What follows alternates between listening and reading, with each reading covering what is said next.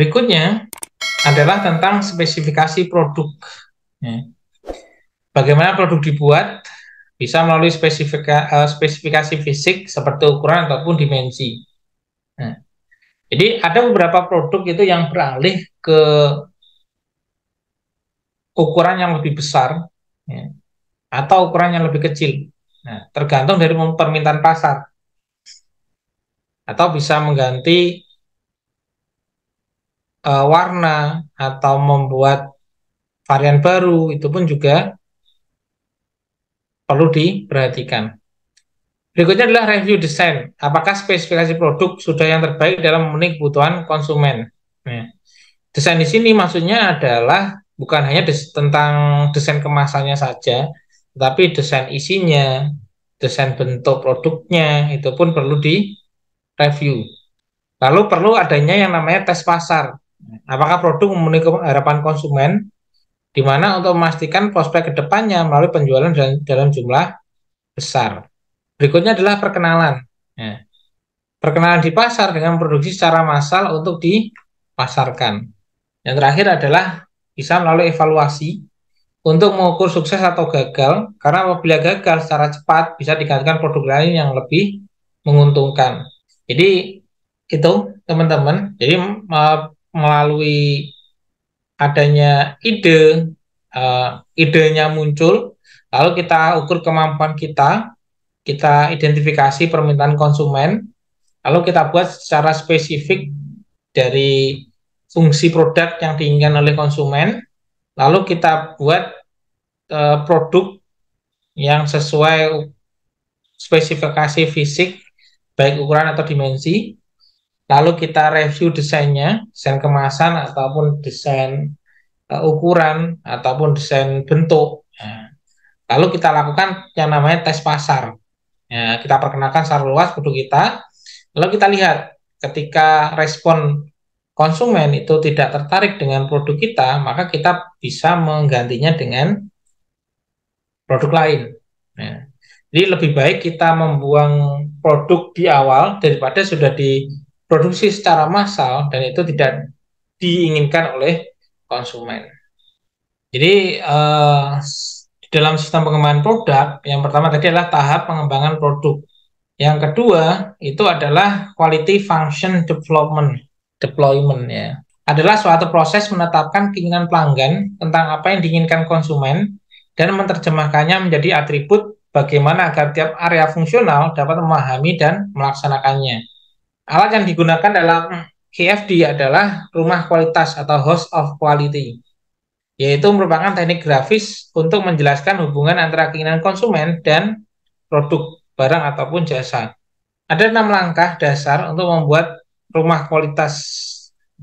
Yang pertama, kita identifikasi keinginan konsumen. Tentunya konsumen itu tidak bisa dipukul rata.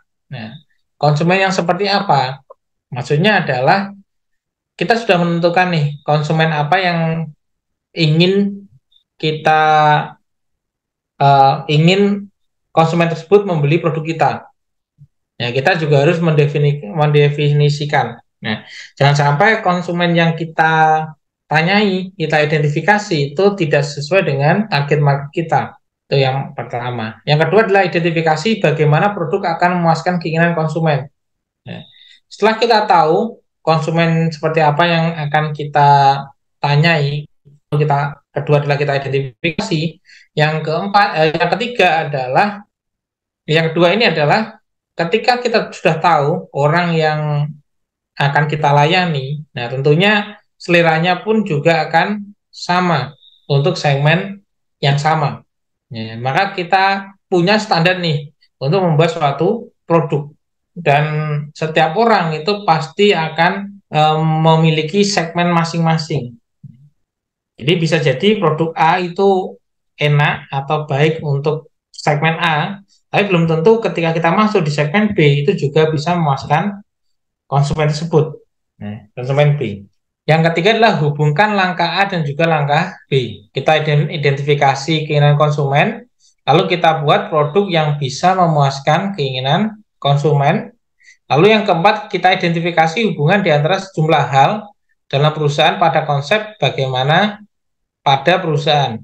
Nah, jadi ketika kita sudah tahu keinginan konsumen dan juga bagaimana cara untuk memberikan kepuasan pada konsumen, kita bisa mengkoordinasi eh, perusahaan agar menyediakan hal tersebut. Yang kelima adalah kembangkan tingkatan kepentingan. Jadi setelah perusahaan mampu, maka bisa kita tingkatkan lagi untuk apa? Kembali lagi adalah yang namanya value atau nilai itu adalah kenyataan itu melebihi ekspektasi. Sehingga kita perlu mengembangkan produk ya, yang standar tadi menjadi lebih baik, sedikit lebih baik saja. Berikutnya adalah evaluasi produk pesaing. Nah, jadi hal yang paling mudah untuk melakukan riset itu adalah dengan cara kita melihat atau mengevaluasi produk pesaing. Ya. Seberapa apa saja keunggulan produk pesaing dibandingkan dengan produk kita.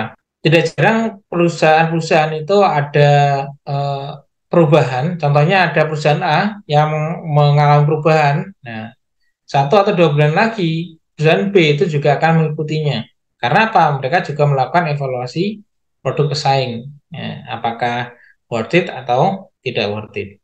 Nah, setelah kita lakukan quality function development, ya, deployment, yang ketiga adalah pengorganisasian pengembangan produk.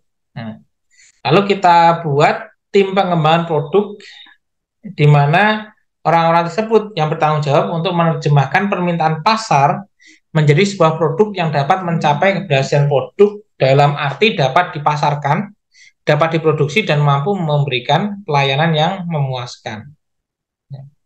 Jadi setelah kita lakukan riset, kita lihat produk yang seperti apa yang diinginkan oleh konsumen, lalu ada tim pengembangan produk yang bertanggung jawab untuk membuatnya. Yang kedua adalah tim desain. Ya. Tim desain yang bertanggung jawab dalam membuat desain produk sesuai dengan keinginan konsumen dan sesuai dengan kemampuan perusahaan untuk memproduksinya. Ya. Jadi kembali lagi, yang namanya keinginan konsumen itu kan bermacam-macam. Nah, maka kita cari segmen pasar yang paling besar dan juga perusahaan itu bisa memproduksinya.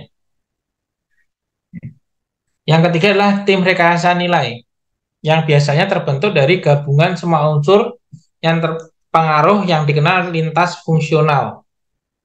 Ya. Sehingga pengembangan produk yang lebih cepat dilakukan melalui kinerja simultan dari aspek yang beragam. Nah, jadi setelah perusahaan itu melakukan pengembangan produk, tim desain membuat kemasan yang sesuai dengan keinginan konsumen, lalu tim rekayasa nilai itu juga menerjemahkan produk tersebut agar terlihat bernilai di mata pelanggan. Ya. Bisa dengan fasilitas atau dengan fitur atau dengan manfaat yang akan didapatkan oleh konsumen dan lain sebagainya. Yang keempat adalah manufacturability dan value engineering. Jadi adalah aktivitas yang menolong memperbaiki desain, ya, produksi, pemeliharaan dan penggunaan sebuah produk, di mana aktivitas ini ya, dilakukan dengan tujuan yang pertama adalah mengurangi kompleksitas produk. Ya. Jadi ketika kita mulai mendesain produk, ya, jadi ketika kita mulai mengembangkan produk, tentunya kan produknya banyak tuh, nggak mungkin dalam satu segmen pasar itu semuanya kompak ingin mendapatkan produk yang sama persis. Pasti akan ada beberapa variasi. Nah, tugasnya manufacturing and value engineering itu adalah melihat ya, atau mengamati ya, seberapa besar minat dari produk tersebut. Nah, contohnya ada 30 produk yang kita ambil hanya 10 atau 5 produk saja. Ya. Sehingga apa? Sehingga untuk kompleksitasnya itu cenderung lebih kecil. Nah, karena kalau kita berpikir produk massal, ya, eh, semakin banyak variasinya, maka akan semakin banyak produk atau proses yang akan lakukan. Nah, salah satu hal yang bisa membuat eh, perusahaan itu menjadi lebih efektif dan efisien itu salah satunya adalah dengan cara mengurangi variasi produk.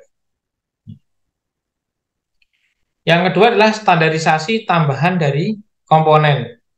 Nah, jadi yang namanya produk, ya kan tadi kita bahas bahwasanya ketika produk tersebut dikatakan bernilai itu adalah lebih dari harapan dari konsumen. Ya. Sehingga apa? Sehingga perlu adanya tambahan kecil ya, yang membuat produk tersebut menjadi lebih baik sedikit. Nah, yang ketiga adalah perbaikan aspek fungsional produk. Nah, jadi kembali lagi, ya, konsepnya adalah tidak ada produk yang benar-benar sempurna. Ya. Perlu adanya perbaikan-perbaikan, ya, baik berupa fitur, kemasan, ataupun nilai yang diterima dari konsumen. Yang keempat adalah memperbaiki desain pekerjaan dan keamanan pekerjaan. Nah, jadi di dalam proses produksi pun, nah, itu kita perlu memahami bahwasanya desain pekerjaan itu hal yang terpenting adalah keamanan dari tenaga kerja. Ya. Karena ketika pekerja itu bisa bekerja dengan nyaman, maka hasil dari produk kita itu akan cenderung lebih baik atau lebih bagus. Yang kelima adalah memperbaiki kemudahan pemeliharaan produk. Nah, jadi eh, perusahaan harus berpikir bagaimana agar produk tersebut itu bisa ketika waktunya lama untuk konsumsinya, maka kita perlu adanya pemeliharaan produk agar benar-benar ketika selesai diproduksi sampai diterima ke tangan konsumen itu fresh atau layak konsumsi. Yang terakhir adalah desain yang tangguh. Nah, jadi tidak hanya kalau kita berbicara tentang otomotif, tentang mobil, atau tentang motor, itu adalah tentang kualitas produk yang memang benar-benar uh, itu bisa dalam tanda kutip adalah awet. Nah, kalau di bidang otomotif ataupun elektronik, perusahaan itu tidak hanya mengambil keuntungan dari penjualan saja, tetapi juga dari perbaikan-perbaikan. Ya. Bagaimana ketika produk tersebut mengalami kerusakan, nah, dari perusahaan juga bertanggung jawab untuk memperbaikinya. Masukannya berasal dari situ. Nah, jadi di dalam proses pengembangan produk, di mana produk tersebut, setiap produk itu pasti memiliki yang namanya produk life cycle, dan tidak ada sesuatu pun yang abadi. Nah, maka kita perlu menciptakan produk baru, ya. Kita perlu menciptakan produk baru yang berasal dari uh, ide dari dalam perusahaan ataupun dari luar perusahaan atau dari konsumen, lalu kita aplikasikan, ya, kita buat, kita terjemahkan menjadi sebuah produk yang memang diinginkan oleh konsumen.